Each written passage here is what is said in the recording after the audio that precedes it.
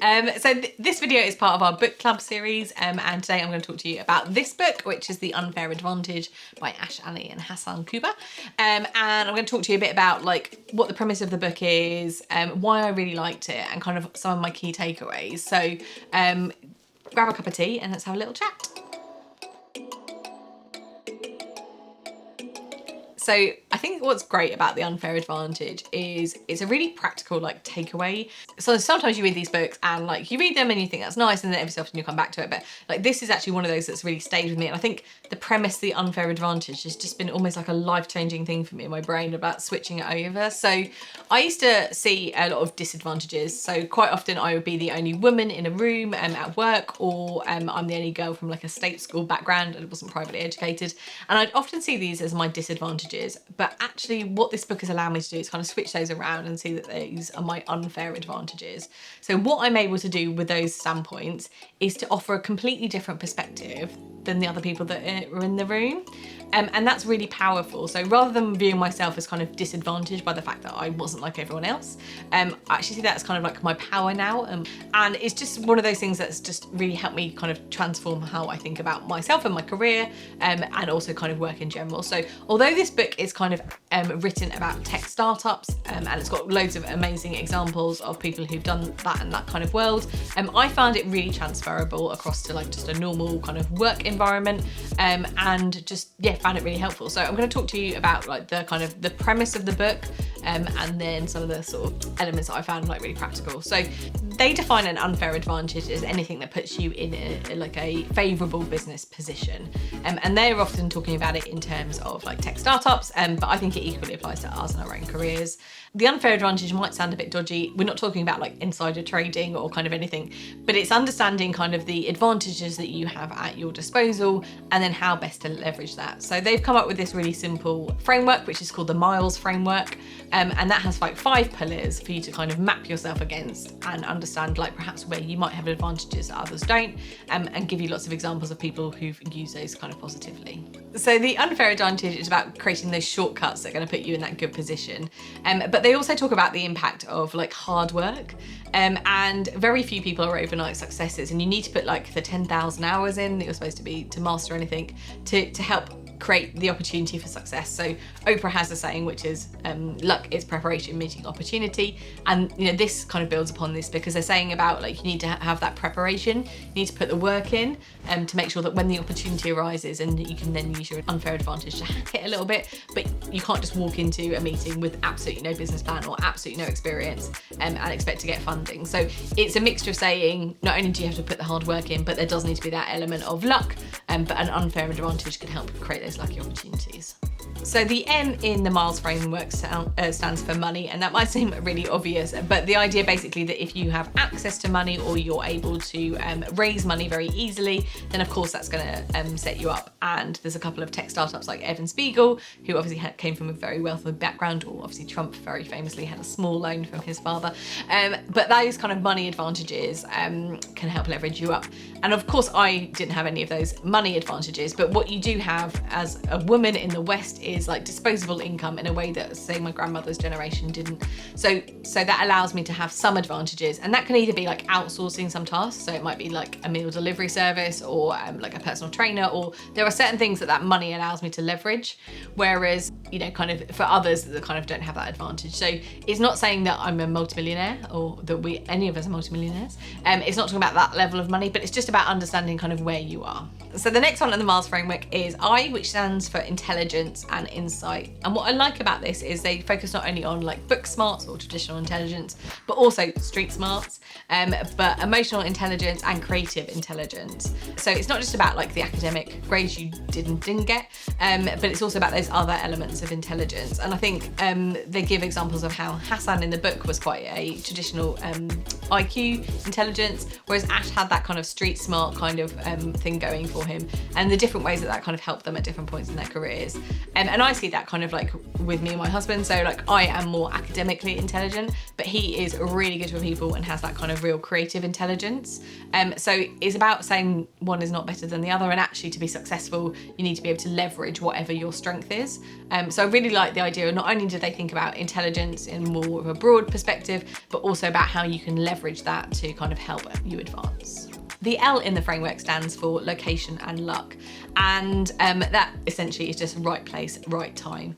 And I think about this a lot as a woman because I often say like we won the lottery of life in terms of being born a woman to England in this generation and this time. And that might seem a bit weird because loads of my content's about like mansplaining and heap-eating and how hard it is for women. But compared to the choices that my grandmother's generation had, or even my mother's generation had about like the career I could follow, my ability to control whether or not I had children, and just like the emotional and monetary freedom that I have compared to most other women in history, is like an absolute point of privilege. So that point of like location, I'm lucky enough to be born at this point in history, is kind of my lucky kind of advantage. Location and luck, obviously where you're born, geography, the time you've been born, but you know, we are at a kind of a cusp of opportunity and kind of a lot more ability to drive our own agendas and drive our own futures, which I think really kind of comes across in this book, but I've also kind of really resonated with me. The E stands for education and expertise, and this like focuses not only on your like traditional schooling, but anything you do around self-development and self-learning. And although I like have done quite a traditional education route and was quite strong at school, I actually think the self-development, the stuff that I've done all like over the last 20 years has been more important, I guess, in driving like forward my career and like where I want to go in life. And that constant like just learning all the time and seeking out opportunities to like grow, I think A, from a mindset perspective, it is really good, but also just opens you up to so many more opportunities. So over the last year, as I started like this YouTube channel and started connecting with like other creators and other people who are kind of in this industry, it's just opened up my mind so much from like the very traditional accounting background I came from. So I think anything that helps you learn and just open your horizons is really positive, and I like the fact that it's part of the framework in this book. And finally, the S stands for status, and that is not only your personal brand, but also the connections that you may have. And I think this is something that I've learned much later on in my career, is coming from a state school, coming from a reasonably like normal background, I didn't feel like I had connections that I could really pull on in the way that I could see that some of my like people that I worked with had from kind of legacy of like families and schools and certain types of university and whatever. But actually what I realised later on in life is there are really easy ways to build those connections, both through like professionally, like LinkedIn, those types of things, but also just from the personal brand that you have and the things that you are kind of known for. So I've got another video on like how to work on your personal brand, but you are able to kind of re-establish yourself and create new connections through the personal brand and through the things that you seek. So I've stopped thinking about it since reading this book so much as something that's kind of almost inherited or like you kind of have, to something that you can actively work on. And in fact, they say in the book that status is one of the easiest ways to kind of leverage up, because you can always make more connections and build out your networks for people who might be helpful for you or for your company. So I like the fact that it's a movable thing, status, and it's something you can actively work on and improve. So all of the Miles framework kind of sits over mindset, and again they kind of really focus on fixed versus growth mindset and how you can adopt a growth mindset to help you drive forward some of these stuff. And I think obviously, particularly in tech startup worlds, you need to have that growth mindset, otherwise you're not going to get anything done. But I really liked the way that it kind of focused on how much was within your gift and how much you could change. And basically this all comes back to like, what's your unfair advantages? So some of the things you might think are static or your disadvantages, actually flipping your mindset around and thinking of those as your unfair advantages can be really powerful in helping you identify like what you want and how best to go and get it. So why I like this book so much, I've talked about some of it already, but firstly, it's a really readable book. So I've read loads of self-development books and loads of business books, and this one is really readable and you can kind of get through it really quickly, but it's got a really lovely tone, it's really personable, and I can see why it won like the best business book this year, because it's just a really good read, even if you're not particularly interested in like some of the examples and stuff, but I found those really useful. So the other good thing about the book is it's littered with really good examples of other tech startups and just other people who've been successful in business and kind of how they leveraged their unfair advantages to get where they were. So I think it's a really good way of sharing lots of case studies and examples, but also it really reinforces the way about everyone has unfair advantages and they're going to look different for every one of us, but how you can best leverage those to kind of move forward. The other element that really resonated with me is about the focus on adding value to others. So this book isn't about a get rich quick or what you can do to make yourself a millionaire. It focuses focuses much more on that people are successful if they focus on adding value to others. And I think that's just a really lovely way to look at it, because not only will you be successful if you focus on adding value to others, but it focuses on the output that you're doing and the content you're creating and the impact you're having on others, rather than focusing on you and your kind of own personal goals or achievements. So I really liked it because it was positively contributing to the world and making sure that you are adding value and helping others through whatever you choose to do. And I just thought that was a really lovely theme that ran through the book, almost kind of like random act of kindness-esque, just more of what you put out into the world. If it's positive, that's going to have a positive impact on others, and ultimately it will come back to you at like tenfold. But I just really liked the whole focusing on giving value. Slightly unusual for this type of book is it focused on like harnessing the power of partnerships and collaborations. And often when you read these types of books, they're quite you focused, and it's, especially in the self-development space, it's all about how you can do things and how you can improve, and that's important. But really what I liked it is just saying that actually what you need to do is harness the strengths and weaknesses that you have and pair up with the right person who's going to be complementary, or the right people who are going to be complementary to help drive your organisation forward. So it's about understanding, what does a really successful company look like, what are the skill sets that we need to get there for our industry, what do I have, and then also what would I seek to have in others. So it talks about the benefit of like collaborating with people who bring a different skill set or a different mindset to you, or a different set of experiences, or a different set of unfair advantages to help you really leverage that up.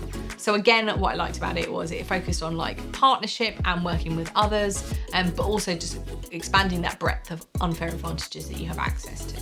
The other thing that I found a bit different about this book compared to others is the Miles framework also thinks about your circumstances. So more often than not, when I've read other books, it just focuses purely on strengths or kind of the business plan, and it doesn't think about the circumstance within which you're operating. But there is an element of right product, right time, or right company, right time. And I think it also helps you just think about like, it might be a good idea, but actually, is it the right time to do it now? Is it too late, too early? One of the things is that, quite a lot of other people might have the same idea as you, but actually it's about the circumstances that are really going to leverage that up to create the unfair advantages. So what I liked was it wasn't just about how good your plan was or how good you were as an individual, but taking into consideration what the wider context were and what the circumstances that are really going to make your idea fly or are going to hold you back. So I think just saying it's not all about the individuals and there is an element of circumstance, I thought was a really interesting lens. The other thing which I was quite surprised at, particularly a book around tech startups and kind of what I've probably from the media have seen of those worlds, which is like it's really unsustainable and it's like it pushes people to burnout and it's really intense, was that this was about managing what that ambition looks like and understanding what success looks like for you, and it isn't just necessarily like sacrificing everything. It wasn't about sacrificing everything to get to your goals, but doing it in a sustainable and manageable way. And I really like that as a kind of, I think it's much more accessible for the majority of us who have work and family and other commitments and who perhaps can't just give up everything and live in a hut and just devote ourselves to like creating a new company. I like the fact it was about being a bit more sustainable and being a bit more manageable, but ultimately getting where you want to. And the other element of the book, which is like section 3 of the book, is a quick startup guide. Now, obviously that wasn't particularly relevant for me because I'm not doing a tech startup, but I think if you were, that would probably be really an invaluable kind of toolkit or a guide for everything you need to think about, and kind of where to go to get really good resources. And again, often I don't see that in kind of books. It's often a bit more ethereal than that, but it was like a really practical guide of all the things you need to think of. So I think particularly if you're in the tech startup space or just the startup space in general, then I would think that section of the book would just be like really just worth its while in terms of the money. So I had 3 main like takeaways from the book, some of which kind of I've talked about. But the first, which was the things that I often viewed as my disadvantages or the reasons I couldn't be successful actually are my unfair advantages. And so by switching my mindset around those, it just helped me really to see it from a different perspective. So I think that's just been like a real kind of game changer, and I think like the number one thing that I've taken away from the book. The second thing which I kind of see a lot in people I work with is they worry that it's not a level playing field. But this book is saying it's not a level playing field and that's okay. And it's kind of, there's an element of realism about it, which I really appreciate. It's not saying that this is a perfect world where everyone has exactly the same advantages or disadvantages, but it's just saying it's not a level playing field. That's absolutely okay. And what you need to do is leverage your advantages so that you can get as far as you can get. So So I just like the fact that it wasn't like sugarcoating it or wasn't creating like this ideal world scenario. It was just like sort of explaining in sort of the pragmatic ways. Some people are going to have different advantages to me, which may seem they are further along in the game. But actually, if you think about what you can do within your control and your mindset, then it's going to take you a really long way. And the final thing, which again, other people might have got too much quicker in their careers, but it was about saying don't be afraid to leverage your connections and ask for help. And since reading this book, I've definitely done that a lot more. If there's something a connection I've wanted to make or an introduction, I've reached out to people in my network who can facilitate that. And what I see about people at work who perhaps come from slightly different backgrounds to myself is they're really comfortable with that. That's the way that they've grown up and they're used to that. And I think if you come from a background where you don't have those connections necessarily, or you haven't seen that behaviour modelled, you feel a bit bad. You feel like, oh, okay, I should just do this off my own merit and I shouldn't like do those things. But actually there's nothing wrong. People like to help people, and people, if they like you, are more than happy to help you out. So whether or not it's creating an introduction or giving you some experience or giving you some insight into what they do, people are super happy to do that. And the other thing I've made is a real effort to do that for others. So if I now feel there's two people who I know who would benefit from knowing each other or a connection I can make, I go out of my way to do that. Not only does it make me feel good, but I think it's just a positive way of paying it forward. So I think that whole focus on like the connections and leveraging those and creating those as your advantages has helped change my behaviours, and I think ultimately helped me move forward. So I think those are my kind of 3 key takeaways. So those are all the reasons why I have loved this book, and I just now kind of like go to it. So not only do I have it here, I also have it on Audible, and I also have it on my Kindle, because it's just one of those books I keep revisiting, but I just think it's really beneficial. I've been lucky enough to get to know Hasan and Ash, and they are everything that they come across in the book and really genuine. They've got their own academy, which I will link below as well, which if you're interested is really worth checking out. And they also have email addresses that they will reply to you on, and they're just keen to know how this book has helped people. So I'd love it if you would leave a comment below if you've read this book and you agree with me, or if you disagree with me. I'd love to hear about that as well. I'm Liz, and on my channel we give you the tips, tricks and hacks to help navigate your career, and I'll see you next time.